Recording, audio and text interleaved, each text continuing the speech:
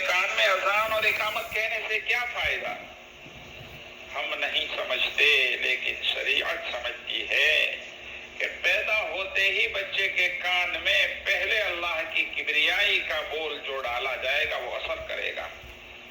وہ ایک صاف تختی ہے دل کی، اس تختی پر اللہ اکبر کی صدائیں لگے گی، اشہد ان لا الہ الا اللہ اشہد ان محمد رسول اللہ کی صدائیں لگے گی، یہ بیکار نہیں جائے گی۔ اسی وقت سے بیج بویا جا رہا ہے اس معصوم بچے کے دل میں اللہ کی کبریائی اور وحدانیت کا۔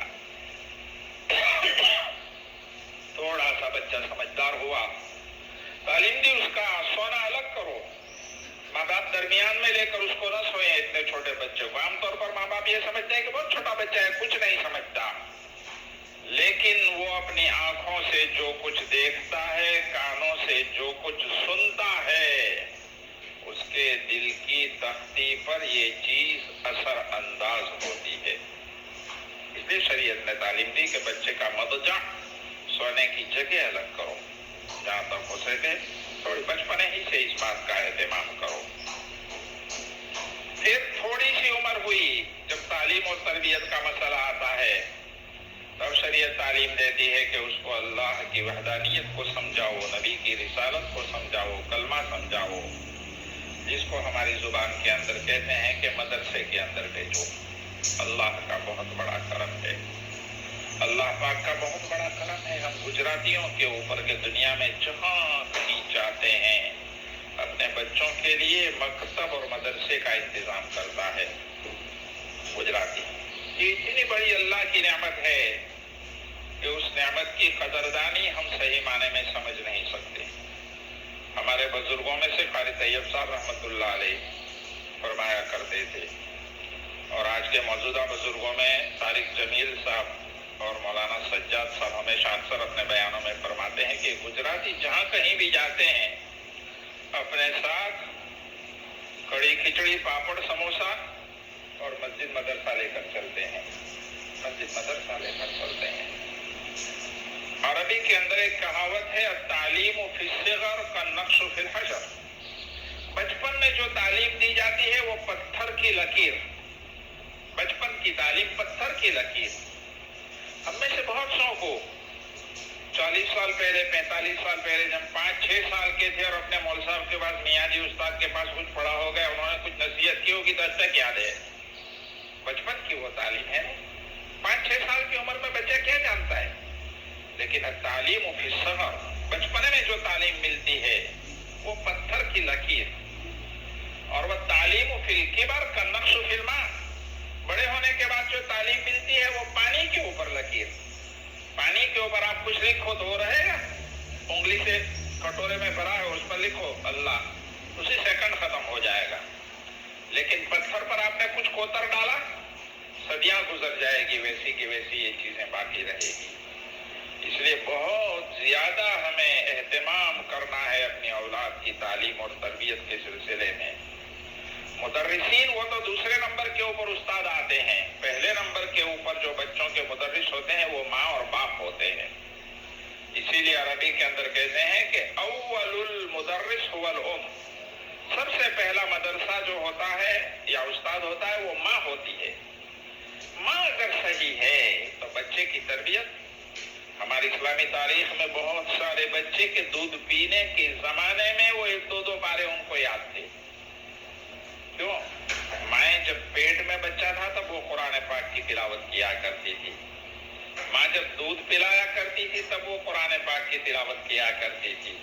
اتنے چھوٹے زمانے کے اندر، اور آج بالکل الٹا زمانہ۔ ایک وہ زمانہ تھا، اس زمانے کی نیک ماؤں سے نیک بچے پیدا ہوتے تھے، اور آج ہماری مائیں بچے کو دودھ پلاتی ہے تو سامنے ٹی وی دیکھ دیکھ کر پلاتی ہے، گانا سن سن کر پلاتی ہے، اور بس افسوس کہ اب تو تقریباً 90%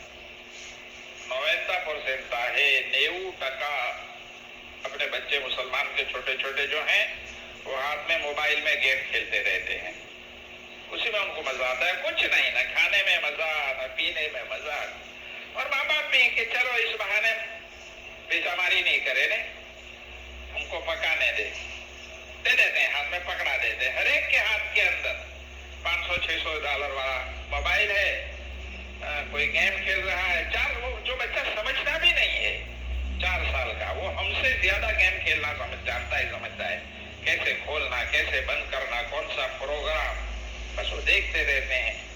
کبھی کبھی دیکھتا ہوں تو افسوس ہوتا ہے کہ امت مسلمہ ہماری اولاد کہاں بڑھے گی۔ اور ماں باپ چونکہ سہولتیں تلاش کرتے ہیں، نہ دو تو پھر رونا دھونا شروع کرتے ہیں، دم پچھاڑیاں شروع کرتے ہیں۔ تعلیم پڑھنے بیٹھنے کے لیے تو اس کے لیے تیار نہیں، ہاتھ میں فون پکڑا دو تو فوراً پھر وہ 12 گھنٹے بھی ان کو پڑے رہنے دو، ذرا برابر بھی ماں باپ کو پریشان نہیں کریں گے۔ اصل میں یہ چیز آج تو اچھی لگتی ہے، لیکن یہ خطرے کی گھنٹی ہے، خطرے کی گھنٹی ہے۔ ماں باپ کی بہت بڑی ذمہ داری ہے کہ اپنی اولاد کی تعلیم اور تربیت کی فکر کرے۔ تو علامہ نووی رحمۃ اللہ علیہ نے نیا باب قائم کیا ہے، جس کا حاصل یہ ہے کہ آدمی کا ایک تو اتنی چھوٹی اولاد جس کو ابھی کچھ بھی سمجھ بوجھ نہیں آئی، سمجھے، ان کے لیے اپنے گھر والوں کو اور اپنی اس اولاد کو جو سن تمیز کو پہنچ چکی ہے، اور ان تمام لوگوں کو جو اس کی ماتحتی میں ہے، اللہ تعالیٰ کی فرما برداری کا حکم دینا۔ اس عنوان کے تحت امام 3 چیز لائے ہیں۔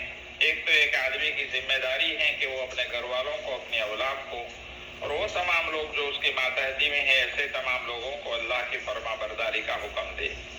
چنانچہ اس میں لکھا ہے کہ گھر میں جو نوکر چاکر ایسے ہیں جن کے اوپر اس کی نگرانی ہے، یا اس کی فیکٹری کا مالک ہے تو اس کی ماتحتی میں کام کرنے والے لوگ ہیں، استاد کی ماتحتی میں شاگرد ہیں، مرشد کی ماتحتی میں مرید ہیں، مطلب یہ کہ وہ لوگ جو اس کے ہاتھ نیچے رہتے ہیں، جس پر اس کا حکم چلتا ہے، ان تمام لوگوں کو اللہ کی فرما برداری کا حکم دے، نیک باتوں کا حکم کرے، یعنی ان کو آمادہ کرے، ان سے کہے کہ وہ اللہ کی فرما برداری کرے اور اللہ کے حکم کو بجا لائے، اور ایسے تمام لوگوں کو اللہ کے احکام کی خلاف ورزی اور اللہ کے احکام کی مخالفت کرنے اور گناہوں سے روکے۔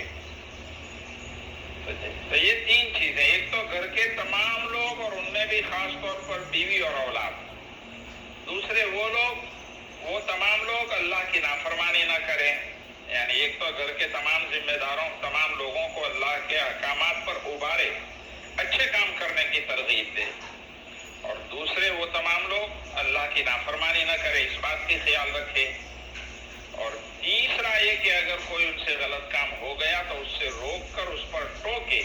ایسا نہیں ہونا چاہیے کہ بس وہ جانے اپنا کام ہم جانے اپنا، یہ ذمہ داری ہے، تم میں سے ہر آدمی ذمہ دار ہے۔ اولاد اگر غلط کام کر رہی ہے تو ماں باپ کے ذمہ اس کو ٹوکنا فرض ہے، نہیں ٹوکے گا تب بھی آخرت کے اندر وہ گنہگار بنے گا۔